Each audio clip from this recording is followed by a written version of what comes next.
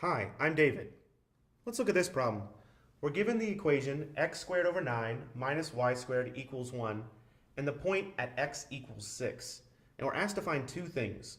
We're asked to find, in part A, the equations of the tangent lines, and in part B, we're asked to find the equations of the normal lines. Okay, well this is the equation of a hyperbola. So let's just get a rough sketch of what this hyperbola looks like. It looks something like this. Since x squared is over 9, it's going to go to 3 and to negative 3, and it's going to do something like that. That's just a rough sketch. And we care about what's happening at x equals 6. So I'll kind of bring this along and I'll go out to 6. Well, at x equals 6, there are 2 points on the hyperbola when x equals 6.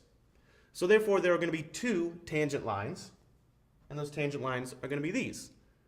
This one right here, and this one right here. Similarly, there are going to be 2 normal lines. There'll be this one right here, and this one right here. Okay, so we need to find all 4 of those equations. Well, let's just start off in part A, finding the equation of the tangent lines. Well, in order to find the equation of the tangent line, we have to know the slope of that line. And the slope is the derivative of y with respect to x. So we can use this equation to find dy over dx. Well, how do we do that? We're going to differentiate everything with respect to x. The derivative of x squared over 9 with respect to x is 2/9 x to the 1 power minus the derivative of y squared with respect to x. Well, y is a function of x, so it's 2y, but I don't forget to multiply it by the derivative of y with respect to x. This is very much like implicit differentiation. And then the derivative of 1 with respect to x is 0. Okay, so if I can solve this for dy over dx, then I've got the slope. Well, that's not too hard to solve. Dy over dx, what would I have? Well, I could bring this to the other side of the equation, and then I could take 2/9 x and divide by 2y. So I'd have 2/9 x over 2y. Or if you like, I could cancel out those 2's and bring that 9 to the denominator, and I'd have, oh, let's see, that would be x over y and a 9 in the denominator. So x over 9y. So at any given point on my hyperbola, this is the slope of the tangent line. Now we care about what's happening at x equals 6. So at x equals 6, well, y could be a different thing. So I should figure out what these points are, because I'm going to need to plug in a y value, and I want to know, am I plugging in this y value or this y value? So let's figure it out. If x equals 6, then my original equation says x squared, or 36 over 9, minus y squared equals 1. Well, that's the same as saying y squared equals, well, this is going to be 36 over 9 minus 1. Well, instead of writing 1, I'll write 9 over 9. Or if you like, that is, let's see, a 9 on the denominator. 36 minus 9 is 27. So y must equal the square root of 27 over 9.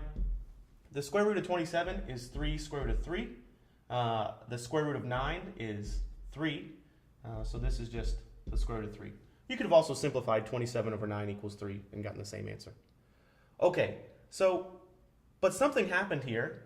When I change from y squared to y, I really need to include a plus or minus. And I should include a plus or minus everywhere. And that's not a negligible notice. I need to notice that, because y could be plus square root of 3 or negative square root of 3. So the points that I have are the point 6 square root of 3 and the point 6 negative square root of 3. 2 different points. Okay, so for the tangent line, I need to figure out what my slopes are. Well, my slope is going to go 2 different ways. It could either be x, which is 6, over 9 times square root of 3, or it could be 6 over 9 times negative square root of 3. Because those are my 2 different y values. That corresponds to this first pink line and the second pink line. Well, I can simplify this a little bit. This is 2 over 3 square root of 3. This one is negative 2 over 3 square root of 3. So now I have my slopes and I have my points, so I should be able to find the equation of the lines. Let's see. My first one, this one up here. I need to do y minus my y value, the square root of 3, equals my slope, 2 over 3 square root of 3, times x minus my x value. My x value here is 6. If I do that, then I have, let's see, y equals 2 over 3 square root of 3 times x minus, if I bring this into the second part of the parentheses, I can cancel out the 6 and the 3, and I've got a 2 times 2, or 4 over square root of 3, and then minus square root of 3 brought to the other side of the equation should be a plus square root of 3. Now this is a fine equation. I could simplify it a little more if I like. This square root of 3, you could rewrite that as 3 over the square root of 3. And therefore my final equation could be y equals 2 over 3 square root of 3x. Well, minus 4 over square root of 3 plus 3 over square root of 3 is just minus 1 over square root of 3. This has a positive slope, and we look at our picture, this first line has a positive slope. That's what I'd expect to see. But that's only one of my tangent lines. I need to do it again for my second tangent line. And now I'm going to use my second slope and my second point, this other tangent line. So plugging into the same formula, I have y minus, but this time it's a negative square root of 3, equals my slope, which this time is negative 2 over 3 square root of 3, times the quantity x minus 6. If I can solve this, then I've got my equation for my second tangent line. Well, let's see what I've got. I have y equals negative 2 over 3 square root of 3x. If I bring this in, I'm going to have exactly what I had here, except instead of a negative right here, I'm going to have a positive because I'm multiplying negative 2 and negative 6. So I'll have positive 4 over the square root of 3. And then I've got a positive square root of 3 over here, which I'm going to subtract then. And we know that square root of 3 can be written as 3 over the square root of 3, because we already talked about that. So finally, my equation says y equals negative 2 over 3 square root of 3x plus 1 over square root of 3.